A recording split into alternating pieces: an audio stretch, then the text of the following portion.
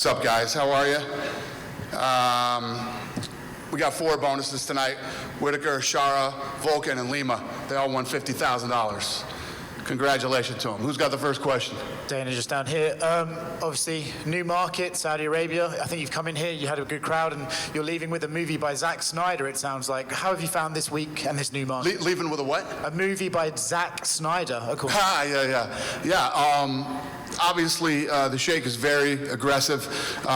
He loves everything about fighting, and there's a lot of things that he wants to do. We've gotten together a couple times, and it's all new, interesting, and fun. My first time here, our first time here, and it was a good experience.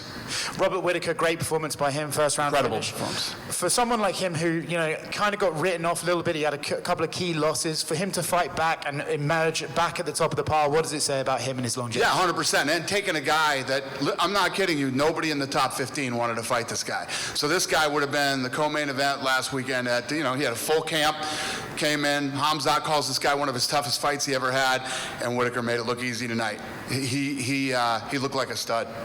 Whittaker said he would love to be the backup at Perth. Is that something you'd be open to? We'd love to have him. Outside of tonight, can you just describe to me how crazy the last 2 weeks have been at the UFC? Yeah, it's been crazy, but it's always crazy. If it's not these kind of things, it's a lot of other things. It's the business that we're in. Obviously, Conor McGregor is out with injury. He did some interviews today where he said, he's going to stay focused. He's going to try and get back as soon as he can. Who said that? Conor did. Yeah, okay. He would like a date in around September or August. Would you be open to creating a date for him, or does he have to fit into the schedule? I don't know right now. Yeah, our schedule's laid out, so we'll see. I'm not doing anything until I know that Conor is healthy. It's not even worth talking about until, what about September? What about October? He's not ready. So why even talk about that? Alex Pereira steps in again. Yep. Now, you've said before this isn't a career, it's an opportunity. What does it say about him that he has made the most of every opportunity you've given him? No doubt about it. Look at how much this guy has fought. Look how popular he is. I mean, we called him while he was on vacation in Australia, doing a ton of stuff with sponsors. But this is when you step up the way this guy does, when you fight the way that he does, when you have the demeanor that this guy has, this is how it works for you. You blow up and you get lots of opportunities. And I say it all the time, that belt opens a lot of doors. Last one from me, a little bit of a weird one. Did Donald Trump ask you to make a migrant fighting league? It's a joke, yeah. He said it wasn't his, but he said he didn't think it was his worst idea ever, but you weren't into it.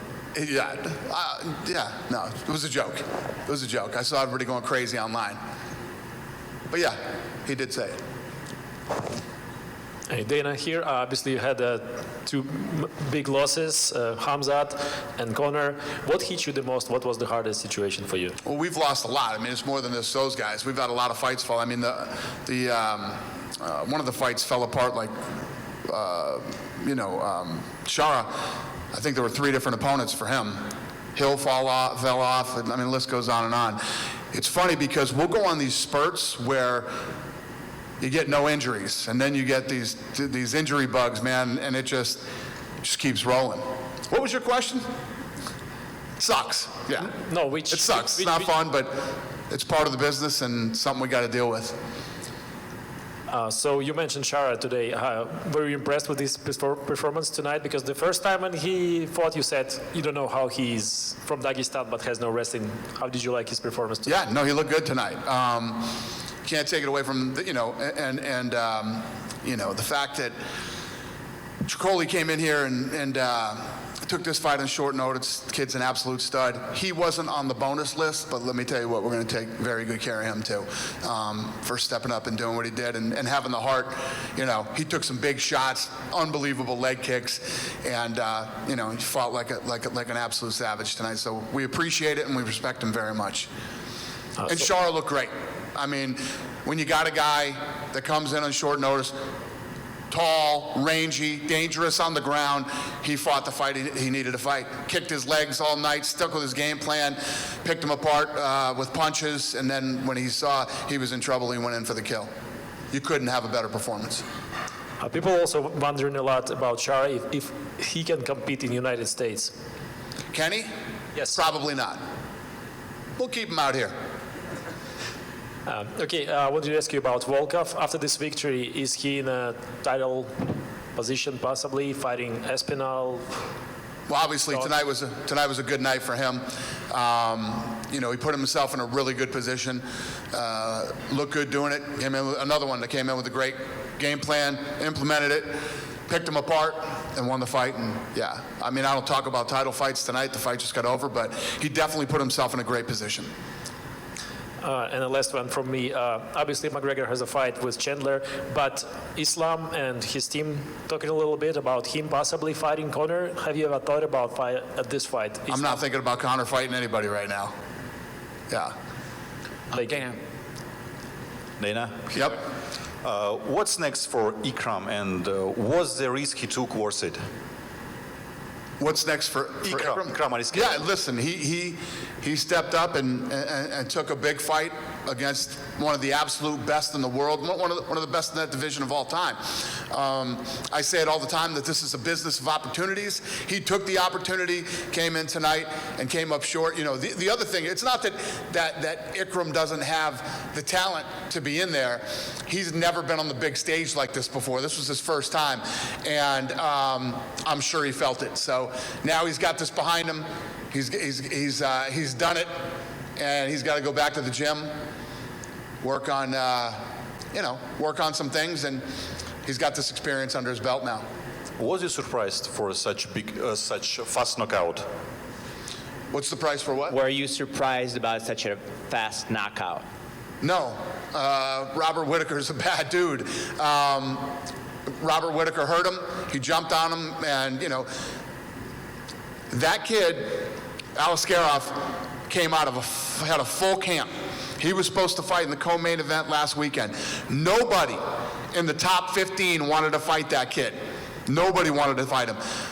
Whittaker took him on short notice and went in there and did what he did. He looked incredible tonight.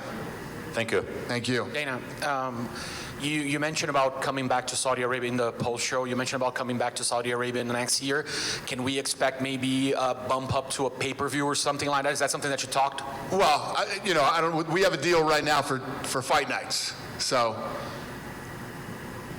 All right, that was a short one. And just jumping on, I know that you have no idea about Conor McGregor yet, but considering the time frame of September. I have no time frame. I have nothing. No, I just wanted to mention that the Vegas card of September, like the Sphere, kind of, it's coincidental in time with it. Like that would be a good fit for McGregor over there. And on top but McGregor's not even healed yet. McGregor's hurt. All right, and final question about that, like jumping on the Sphere question is, that seems like to be one of the biggest cards ever that you guys put together, and yet, there's not too much information. I understand that you might be saving some stuff. Is there anything that you can let us know about this card? It's not that. You're right. It's one of the biggest sporting events of all time, not just in this sport, and we're going to be the first live transmission ever from the Sphere. And it's not that we're withholding the information from everybody. There's just a lot of moving pieces and parts to this thing. When this thing is done, my guys will be the foremost experts in the world on how to run a live event in the Sphere. It's been crazy. So Craig Borsari, my head of production, isn't even here in Saudi Arabia for our first fight here. That's how up to his eyebrows he is in the Sphere right now. So we will be announcing soon. Maybe International Fight Week next week. I'll give you guys some more information. That would be my next question. Like, when can we expect something? Thank you. Appreciate it. Here, one. You go first. Yes, ma'am. Thank Go you. ahead. This is the first time UFC is hosting an event in Saudi Arabia. Did it live up to the expectations? And when is your next come again? Yeah, this is our first time ever in this market, and we had over 12,000 people here in the arena.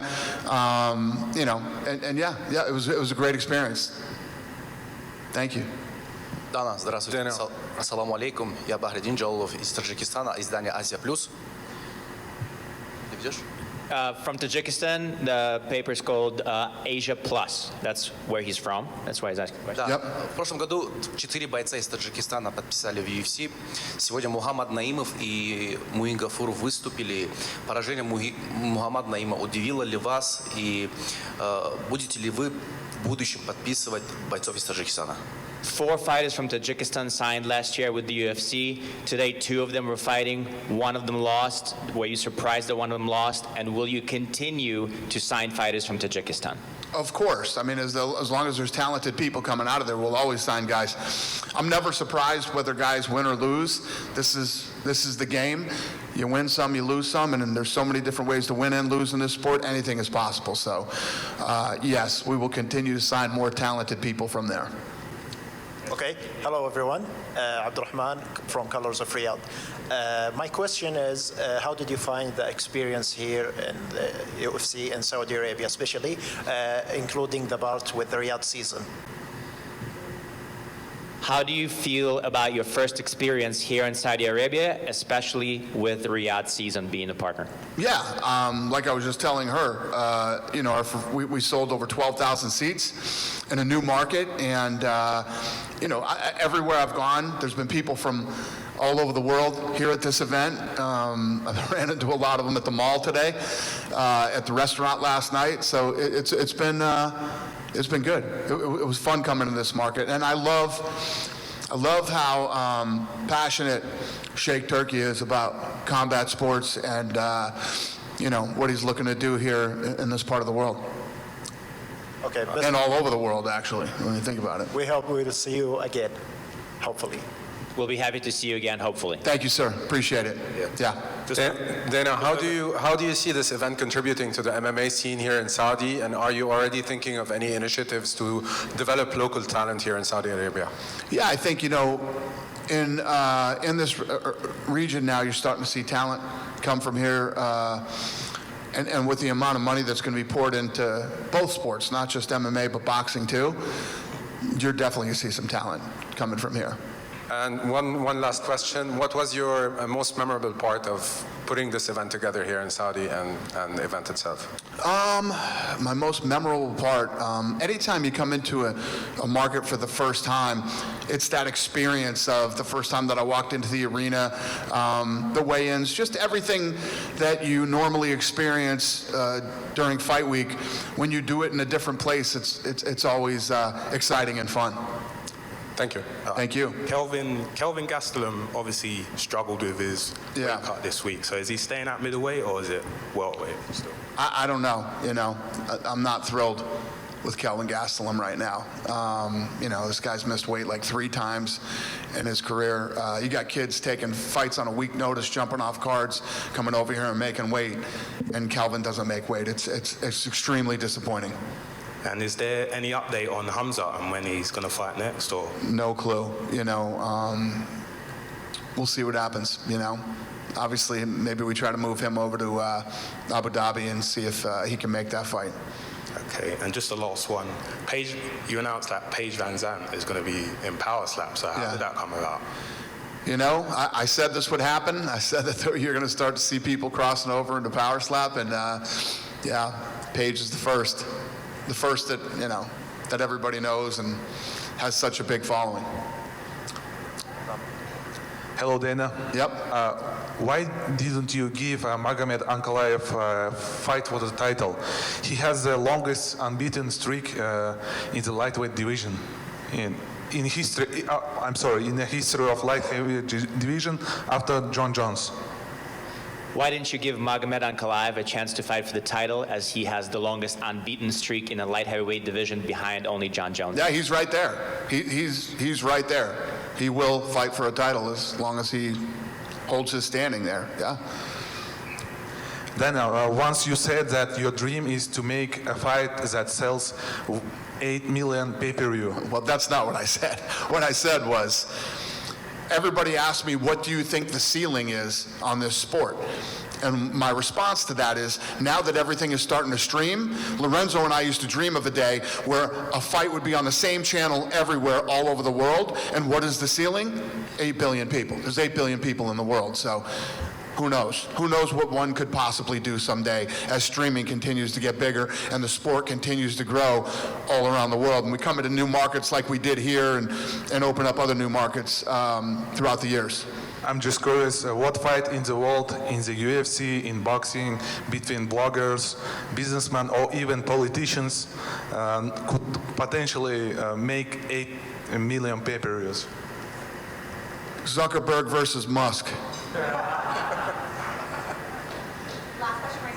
Dana, my question is, does it possible that next step for Ikram Aliskerov will be a rematch with Khamzat Chimaev, probably in Abu Dhabi? Probably not. Do you have a main event for UFC Abu Dhabi and any chance that it will be Islam Makhachev versus Arman Sarukin? No idea right now. That fight's in October, so we'll see. Then, and the last one about Power Slap. You just recently signed Vasily Kamotsky, the dumpling. I think this is the person who actually got you into 100%. So when I first started seeing this stuff coming out of Russia and Poland and everywhere, Dumpling was the first guy that I started to watch, and I'm like, this is interesting. He is absolutely the guy that got me into it. So we ended up signing him, and I'm looking forward to seeing him compete. Yeah, if I'm not mistaken, when you saw it first, you said, guys, I want this on Fight Pass right away, but deal didn't come around, and you made the Power Slap yourself, right? Well, sort of, yeah. I reached out to one of the guys in Russia that was running it. I met with him in LA and, started to have conversations, and that was really how it all began. And yes, I was interested in Fight Pass. You know your shit, sir. Thank you, guys. Thank you, Saudi Arabia. I really appreciate you guys. Have a safe trip home.